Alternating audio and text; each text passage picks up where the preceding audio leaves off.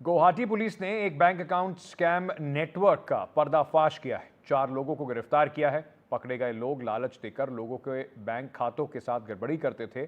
आरोपी इन खातों के जरिए गैरकानूनी लेन देन करते थे।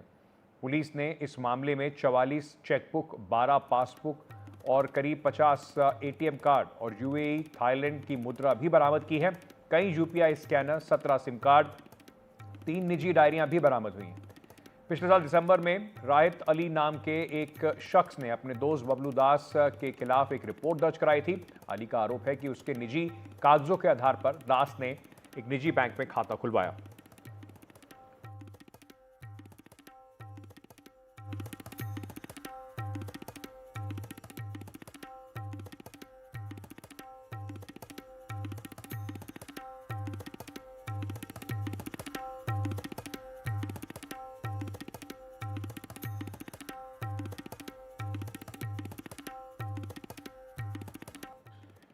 तो ये जिस तरीके का फ्रॉड सामने आया है उसके बाद पुलिस जो है वहां पर अब कड़ी कार्रवाई कर रही है। वहीं साइबर ठगी के नए नए तरीके सामने आ रहे हैं और बिना मेहनत जल्द पैसा कमाने के चक्कर में काफी लोग ऐसे ठगों के जाल में फंस भी जाते हैं।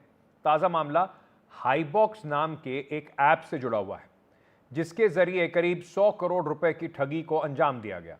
दिल्ली पुलिस के पास 20 से ज्यादा शिकायतें आई। उत्तर पूर्वी साइबर थाने में एफआईआर दर्ज होने के बाद मामला स्पेशल सेल को ट्रांसफर किया गया। साइबर ठगों ने लोगों को फंसाने के लिए कुछ बॉलीवुड हस्तियों और नामी यूट्यूबर्स के ऐप का प्रचार कराया था। इनमें रिया चक्रवर्ती, एल्विश यादव, अभिषेक मल्हान शामिल हैं। हाईबॉक्स ऐप में 300 रुपए से लेकर 1 लाख रुपए तक लगाने पर एक बॉक्स मिलता था। उस बॉक्स को खोलने पर उसमें निकलने वाला सामान इसी प्लेटफॉर्म पर 1% से ज़्यादा रकम पर आप खरीदा जाता था। अगर ठगे गए लोगों की परेशानी ये है कि पिछले 2 महीने से जो बॉक्स खरीदने के लिए पैसा लगाया उन्हें वापस कुछ नहीं मिला।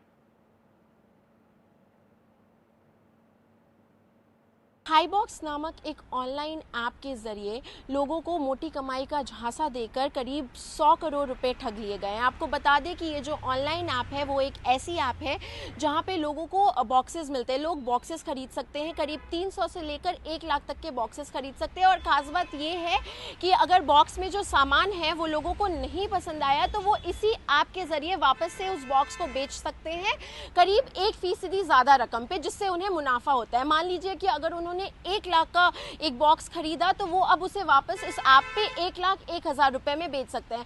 अब आपको बता दें कि इस ऐप ने किस तरह से ठगी की है। तो पहले इस ऐप ने लोगों का विश्वास जीता।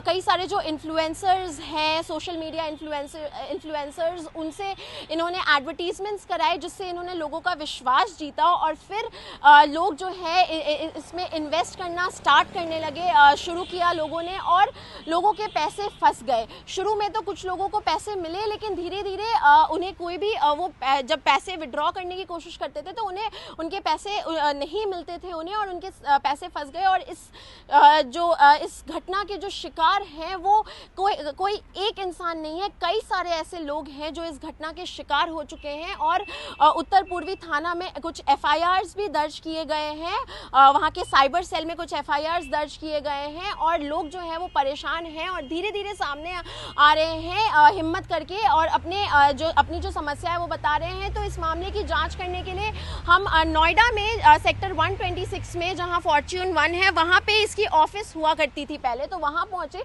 तो यहाँ के सिक्योरिटी गार्ड्स ने भी बताया कि ये कंपनी कुछ महीनों पहले जो है वो बंद हो गई है। और ये जो कंपनी है वो जब बंद हो गई तो उसके बाद कस्टमर्स जो है वो यहाँ आना शुरू हुए परेशान होकर, क्योंकि उनके जो पैसे थे वो फंस गए थे। तो जब कस्टमर्स जो है वो उन्होंने यहाँ आना शुरू किया तो हमेशा वो यही पूछते थे कि कंपनी कहाँ गई। तो इनके पास जो एम्प्लॉयज़ के नंबर्स थे वो जो कस्टमर्स हैं उन्हें देते थे, लेकिन कस्टमर्स जब उन पे कॉल करने का कोशिश करते थे तो वो सारे जो नंबर्स हैं वो स्विच्ड ऑफ आते थे। तो इस ठगी का जो शिकार है इस ठगी के जो शिकार हैं वो बहुत ज़्यादा परेशान चल रहे हैं। और जो पुलिस है वो भी इस मामले में जाँच कर रही है, साइबर सेल भी इस मामले में जाँच कर रही है और उनका भी कहना है कि अभी तक लगभग 20 FIR एफआईआर दर्ज हो चुके हैं और उनका भी कहना है कि जो संख्या है वो इससे कई ज़्यादा हो सकती है इस ठगी की, और वो लोगों से यही अनुरोध कर रहे हैं कि कहीं ना कहीं वो सामने आए और अपनी समस्या को बताए, ताकि इस मामले की तह तक पहुंचा जा सके और इस बात को जाना जा सके कि किस तरह से इस कंपनी ने इस घटना को अंजाम दिया है, इस ठगी को अंजाम दिया है। और साइबर सेल जो है वो ये भी जान पाए कि किस तरह से जो ये ठगी है उसे अंजाम दिया गया। और साथ ही साथ एक और चीज़ इसमें है कि वो ये भी जानना चाहते हैं कि इस मामले की तह तक पहुंचना चाहते हैं कि कौन कौन से जो लोग थे वो इसमें शामिल थे और किस तरह से ये पूरी घटना जो है वो हुई है, और किस तरह से जो लोग हैं उनके जो पैसे हैं वो फंस गए हैं और किस तरह से उन्हें वापस रिट्रीव किया जा सकता है, उन्हें वापस लाया जा सकता है। नोएडा से प्रेरणा शर्मा, एनडीटीवी इंडिया के लिए। वहीं इस पर हमारी सहयोगी प्रेरणा ने पूर्व दिल्ली पुलिस के डीसीपी एलन राव से बात की, आपको सुनाते हैं। हमारे साथ इस वक्त मौजूद हैं farmer DCP Elon Rao ji, तो हम इनसे बात करेंगे हाईबॉक्स ऐप पे जो स्कैम हुआ है उसके बारे में। सर, हमें बताइए कि हाईबॉक्स ऐप जो है उस पर अभी 1000 करोड़ की ठगी, 100 करोड़ की ठगी की गई है, तो कैसे ये चीज़ होता है, किस तरह से ये इस तरह की ऐप्स जो है वो काम करती है? देखिए, जो ऐप्स का टाइम जब आ रहा है, जो अभी ऐप्स के थ्रू जो लोग चीटिंग करते हैं, बहुत से सोशल मीडिया में ऐप्स और दूसरी कई चीज़ें बनाकर लोगों को लुभावने वादे करते हैं, और इसमें बॉक्स में भी ऐसा लुभावना वादा करते हैं। ये सॉर्ट ऑफ आप समझ लीजिए गेमिंग टाइप है। लोगों को इस प्रकार से उनको अट्रैक्ट करते हैं कि आपको बहुत ज़्यादा प्रॉफिट होगा, और उस प्रॉफिट के लालच में लोग आगे इसमें पैसा लगाते हैं, और फिर वो अल्टीमेटली, जैसे गेमलिंग में कुछ अल्टीमेटली हारना ही होता है, इसमें भी यही बात लग रही है कि ऐसे जो बॉक्स ऐप के थ्रू जो पैसा लगाते हैं उन आदमियों को अल्टीमेटली नुकसान उठाना पड़ता है। और जो अभी ये बातें पता लगी हैं, कंप्लेंट्स हो रही हैं, शायद एफआईआर भी हुई हैं कहीं ईस्ट दिल्ली में, और उसकी इन्वेस्टिगेशन भी हो रही है, तो इसका पता लगाने के बाद देखेंगे कि कौन कितने आदमी किसने किस प्रकार से चीटिंग या उसमें किया है, और उनके खिलाफ जो भी कार्रवाई होगी आगे देखने को मिलेगा। सर, इससे बचाव कैसे किया जा सकता है? देखिए, सबसे इम्पोर्टेंट बात इसमें यह है कि इन ऐप्स के झांसे में ना आए।